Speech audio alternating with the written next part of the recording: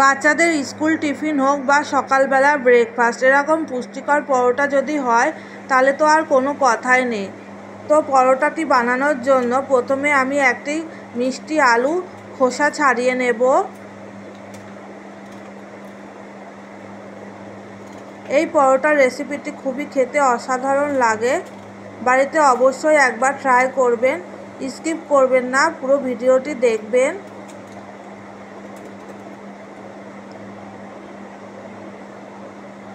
আলুর খোসা ছাড়ানো হয়ে গেলে গাজরের খোসাটাও ছাড়িয়ে নিচ্ছি।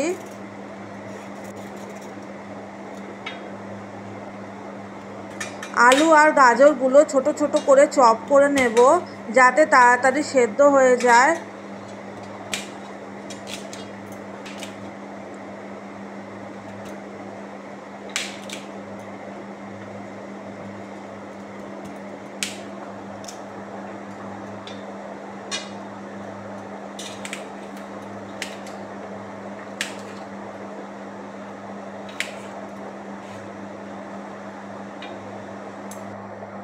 এবার একটি প্রেসার কুকারে জল দিয়ে তাতে আলু আর গাজরগুলো দিয়ে দেব।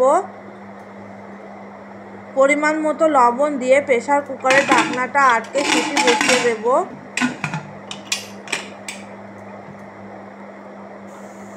আলু গাজর সেদ্ধ হতে হতে আমি পেঁয়াজ কেটে নেব।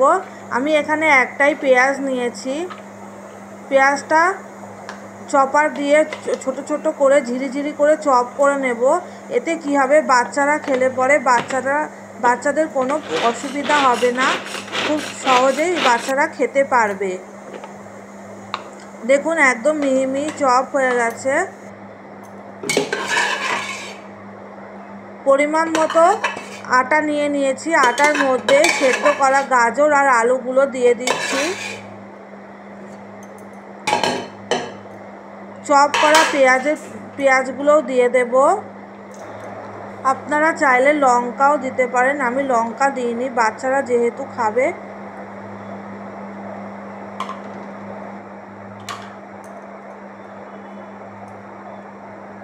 পরিমাণ মতো লবণ, পরিমাণ মতো হলুদ, পরিমাণ মতো মিষ্টি দিয়ে দিলাম।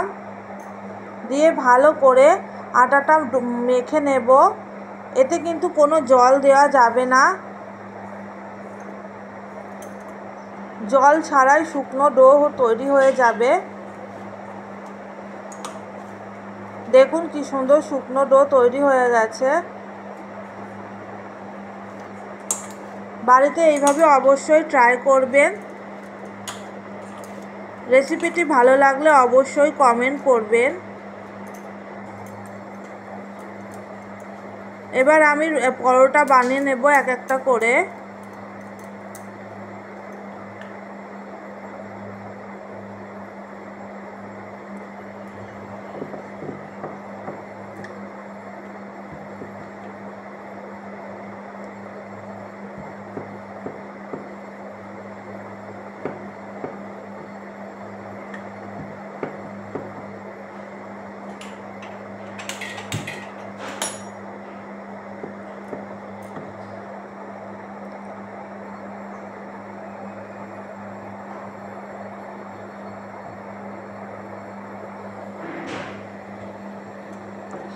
আপনারা বাড়িতে এইভাবে অবশ্যই বানাবেন।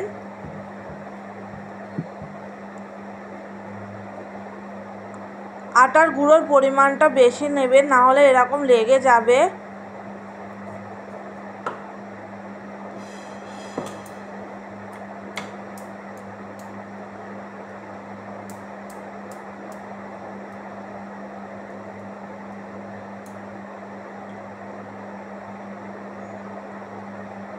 দেখুন এবার আটার পরিমাণটা বেশি নিয়েছি, এই পরোটাটি লাগেনি কোনোভাবেই।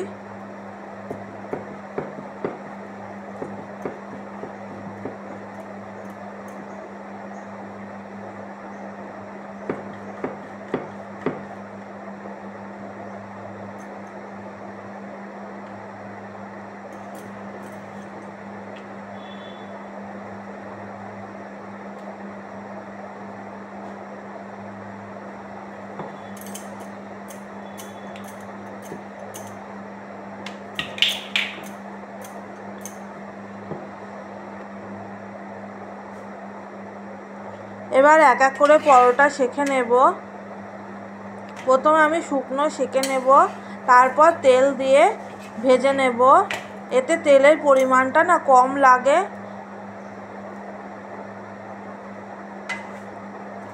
আর খেতেও সুস্বাদু হয়।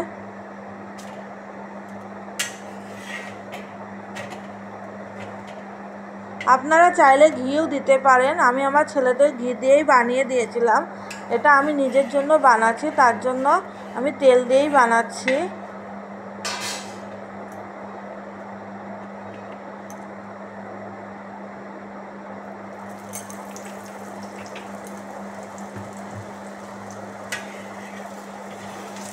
এইভাবে কম তেলে এপিট ওপিট করে পরোটাগুলো ভেজে নিতে হবে।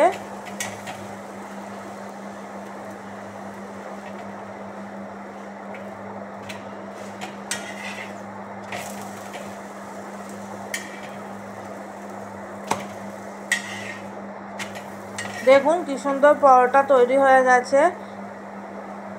পুরো ভিডিওটি দেখার জন্য আপনাদেরকে অসংখ্য ধন্যবাদ। ভালো থাকবেন, সুস্থ থাকবেন, পরিবারকে নিয়ে খুশি থাকবেন।